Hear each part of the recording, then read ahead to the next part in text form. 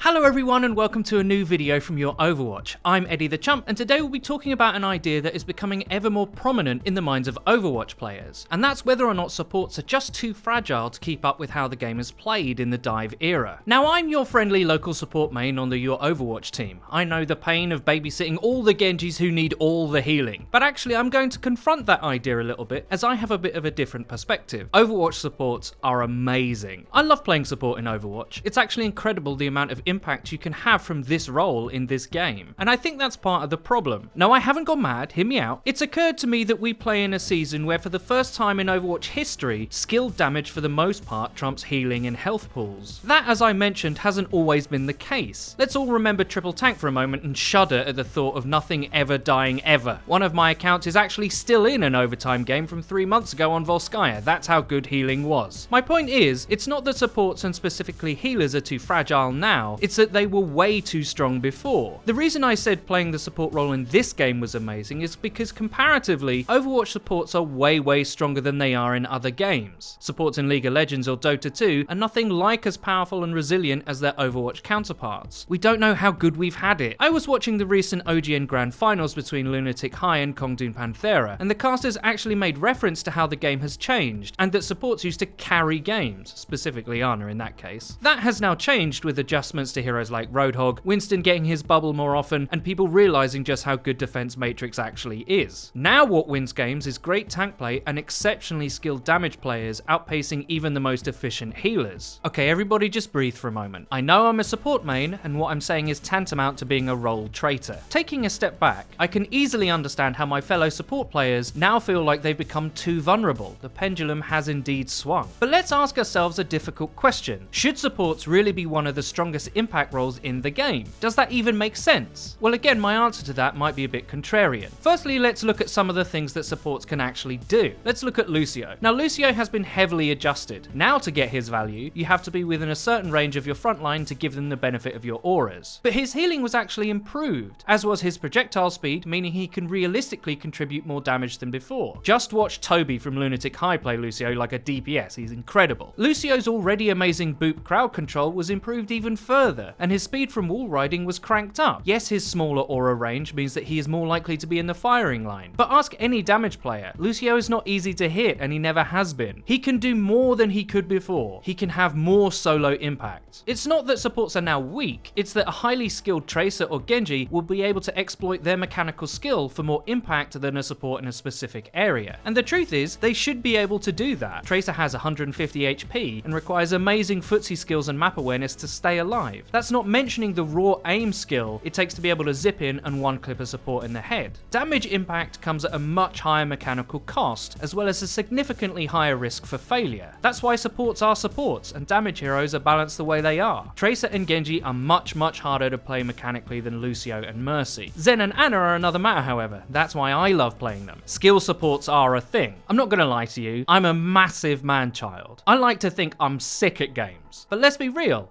I'm not. I'm not consistently good enough to play the more mechanically demanding heroes and carry offensively, but I am good enough mechanically to see how crazy powerful heroes like Zen and Ana actually are. Zen is a support with access to an insta-kill. I'll say that again, a support who can charge up his shot and delete any damage hero in the game who's trying to focus him. But guess what? It's mechanically difficult, and if you miss, you're probably dead. But the sheer impact of a support being able to frag like that is sometimes hard to grasp. That's not even mentioning how good Discord is for your team. Zen is a glass cannon. His impact is either fight winning or he's in the spawn room. Sound familiar? Ana, and this is something I want to talk about in a different video, is actually a little underrated right now. Her kit will never be weak, it just has so much potential in it. Sleep Dark can take a nano Genji blade and remove it from play with one button press. That's game winning potential in one button. It's true that her nade isn't as efficient at healing her team anymore, but it's still just as devastating when used as an anti-healing tool on your opponents. Everything about her screams impact, but it comes at a cost. She's hard to play mechanically and really hard to optimize. Supports in Overwatch are more vulnerable than they were before because skill is given the room to take over a game like it should be able to do. But there are skill supports who can defend themselves themselves and take over phases of a game too. Even Lucio can protect his healing partner by booping a hostile damage hero away, or a Winston out of the protection of his bubble. Those are both huge value plays. Playing a smarter support. There's also the reality of having to make smarter plays to make yourself less vulnerable. A big example of this is how supports were once used to being able to stand wherever they wanted to and be relatively safe with all that HP around them. This is no longer the case, so it's extra important as a support to be very conscious of where you're standing and the peeks you're taking. If you peek casually into sightlines, you're much more likely to get punished for it now. There are things you can do to make yourself less vulnerable. This is kind of at odds with the "you guys are supposed to protect me" mentality that some support players have. You have to do your utmost to make sure you don't give your life away cheaply. We've mentioned it before that being dove by a Winston as a support shouldn't automatically equate to a straight death. There are plays you can make. Jae Hong from Lunatic High, for example, when playing Zen, will walk inside Winston's bubble, discord him, and attempt to mechanically outplay him. Running away isn't always the answer. Like I said, there are plays you can make, but the demands of them, even for a less mechanically demanding support,